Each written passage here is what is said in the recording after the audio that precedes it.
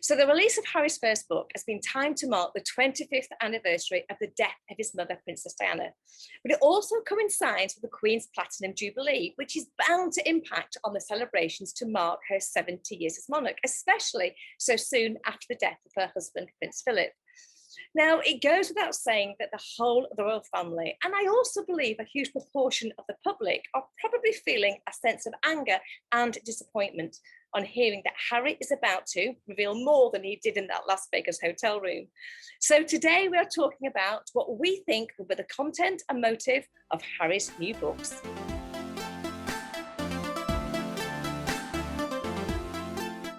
So Harry's first book is expected to be published next year, and it has been described as a definitive account of the experiences, adventures, losses, and life lessons that have helped shape him. Well, Prince Harry is once again out to undermine the reputation of his father, Prince Charles, when he ascends to the throne, and is going to throw more damning allegations against the royal family, placing the future of the British monarchy back into further doubt. So welcome again, Heidi, and I have to say I'm enjoying life here on the sunny island of Mallorca, and I know it's nice to be back home as well. Are you having good weather? Good weather. I don't think it's going to last much longer than this afternoon, and then the rain's here, but... Right. But do you know what? I'm doing the good mum job this week because my daughter is, as you know, Heidi, she's 17, and the girls all wanted to come on a holiday to sort of get over, I think, all that lockdown that they've had in previous years. But being 17 in the UK, they couldn't book a holiday. So they needed an adult to be with them, somebody over 18. So guess who was that token adult to come away with 5 teenage girls who are partying all night, sleeping by the pool most of the day, and really making me wish that I was 17 again, to be honest. But... I think you've taken one for the team there, Sue. Really do. One for the team. Do you know what? We're having a bad time, but do you know what? I mean, I spoke to all the mums of the girls that have come out, and they're fabulous, fabulous girls. And they're all obviously going, keep an eye on them. But the reason is we all remembered what life was like when we were 17. And therefore, I think that's part of the worry. But anyway, I'm doing my best, but the fabulous girls are having a good time. So that's why the backdrop today, I am on the gorgeous island of Mallorca, in Magaluf of all places, a week in Magaluf for those in the UK. You will appreciate what I am doing for these girls. Anyway, so today we're talking about Harry's book, Heidi, aren't we? And obviously what we think potentially could be the content of his book. There was a study titled Birth Order and Delinquency, and this found that second-born boys are substantially more likely to exhibit delinquency problems compared to their older sibling. And I found this quite interesting because, I do think we have to have a very balanced view with this, because I don't want anyone out there to think that if they have a second son, they're heading for a life of crime. And I know lots of families with 2 boys, including yourself, Heidi, and you have all disputed completely this study. However, there is some research carried out by the Massachusetts Institute of Technology, or MIT, which observed higher rates of crime, disciplinary issues and truancy patterns amongst second-born boys. Now, I've got 2 children. Heidi, I know that you've got 4 incredibly talented and adorable children. And I'm sure that it's unavoidable to expect anything other than the study's findings, which concluded that firstborns have their parents' undivided attention. Of course they do, there's only one child to look after. Whereas second-born, and I suppose subsequent children, they're bound to receive less of their parents' attention. But what's most concerning for me is that the study claimed that in some cases, second-borns stated that this sense of sharing attention led them to feel that their parents didn't love them as much as their older sibling. Now, having 4 children, do you think this is an unavoidable thing with families? The fact is that, when you have 1, you do have more time than when you have 2, 3 or 4. But I love the motto, children spell love, Time. So it's the quality of time that you spend with those children. If it is that you're actually in a room with them, but you're on your phone whilst you're in a room with them, you are spending time with them, but the quality of time is questionable, isn't it? William and Harry, goodness me, their lives are unusual anyway because of the positions that they're in. Their mum and dad Yeah. were so busy, weren't they? But what I always saw, certainly of Diana, is that she tried to spend quality time with both her boys. There's lots of photo evidence to suggest that, isn't there? That There is. I think you made a really good point there, because, you know, the evidence that we see is that both boys were treated equally. I think Diana, from what we're led to believe, was really adamant that she wanted to raise both boys, give them that same amount of time and attention. So why, therefore, would William feel, you know, he's happy? He's not out there to settle any scores. But yet Harry seems totally hell-bent, isn't he now, on, I think it is settling some scores and some history. yeah. But not only, let's say, could Harry have felt best loved according to these findings, let's say, being second born was a very different factor for Harry than it was for most families, because obviously with William being firstborn, that brought not only undivided parental attention, but this worldwide media attention, which included this sense of always rolling out the red carpet for William. Whereas Harry, for example, he was, you know, almost able to use the back door, because his presence, for all intents and purposes, was always going to be less important. Yeah, it is obviously incredibly important to be the king or queen of a country, but what a sad state of affairs that we're saying that Harry isn't as important as William. But, you know, in one context of their world, obviously he isn't. Any other family, when you have more than one child, they are all equally as important as each other. You know, it goes without saying as a parent. But in the royal family, whatever we say, there is a level of importance and hierarchy. So whatever, you know, they're falling over now, whatever their parents try to do, or whatever they try to instill, you cannot overcome the fact that William had an important role to play, whereas Harry didn't. Not because the parents loved them any less, not because they were raised with any different sort of, you know, attention, but actually there was a huge level of importance. You know, there are now reports coming out that Princesses Beatrice and Eugenie are saying that when Harry was growing up, his voice and opinions were rarely heard within the royal family, which is, I think, like you say, a really sad state of affairs, because we all saw Harry, didn't we, as this fun-loving and this rather mischievous boy, and we fell in love with him for that. We liked him as the public. We liked this cheeky chappy.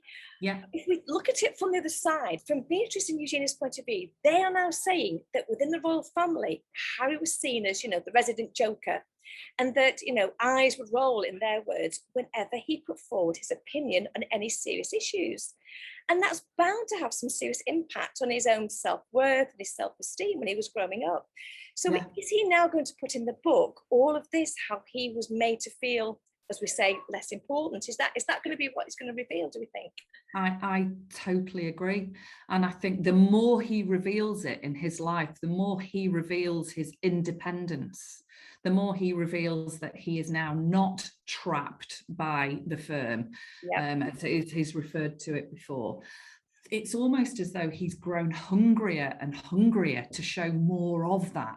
Yeah. You know, your birthright plus your personality, plus the perception, you know, is why we're in a place, I think, where Harry feels very wronged.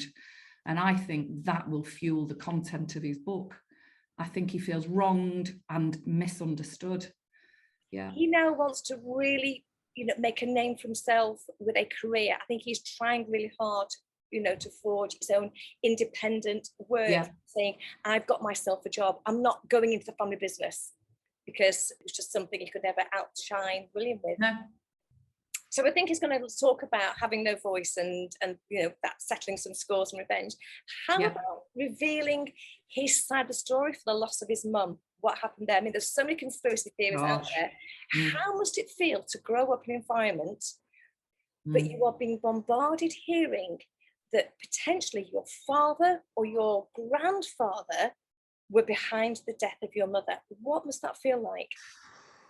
Gosh, very, very scary. If he's going to reveal something so dangerous as that, he must be fairly certain that there's truth in it.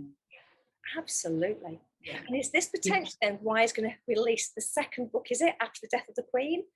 So then the Philip connection potentially now, obviously, I mean, I love conspiracy theories. I actually, be it Diana or Madeleine McCann, I actually love conspiracy theories. But to grow up and whatever the truth is at the end of the day, you almost believe, don't you? You almost grow up believing what you've been continually fed. Yeah. But yeah. what he hears, it's like any court of law in my mind. The whole idea of prosecution and defense is to put two sides of the story. Whoever presents the better argument tends to be the winner, whether it's true or not. Whoever places the better argument. So some of these conspiracy theories are extremely convincing. I've watched YouTube videos on the conspiracy theories of Diana's death, and they are extremely convincing. But then you watch another one that is put out there to dispute that conspiracy theory, and you go, actually, how on earth could that have been the truth? Because when they put their side of the story forward, you go, oh gosh. But if you haven't watched the second one, you would believe the first one. What potentially could Harry be talking about? Is he going to reveal something that either he knows, he's done his research and he's found out, or maybe he's going to put pure and simply his version of events forward? And, I also feel that there's a huge element of guilt that he's lived with all his life, because the game reports state that, the night that Diana died, she rang her boys. They didn't have an awful lot of time to talk to her. They were playing with their cousins. Of course, that was their last conversation. So this pain that's inside him, and pain often comes out as anger that he's now directing towards the people that the conspiracy theories are stating caused it in the first place. So is this his end goal of revenge? So he wants to release this almost in honor of the mother that actually has caused him so much pain because he can't handle the mental health issues. And at the same time, again, we've been led to believe that he never really forgave. It was either Philip or Charles who made the boys walk behind the coffin. So there is an awful lot of anger out there, and he's out to settle some scores. How would it feel to grow up and constantly have every tabloid saying he's not your father, somebody else is your father? What must that be like? Oh, horrendous. Almost as you're saying it now, it seems the worst part of of being a child, and just not knowing where you've come from. That must be horrendous, not knowing if the father that you're calling father is your real father. And to maybe know that at some stage there's a DNA test being done to confirm who your father is, even though James Hewitt, he's come out categorically and said he didn't meet Diana until Harry had already been born, and he was a toddler. He was a young child.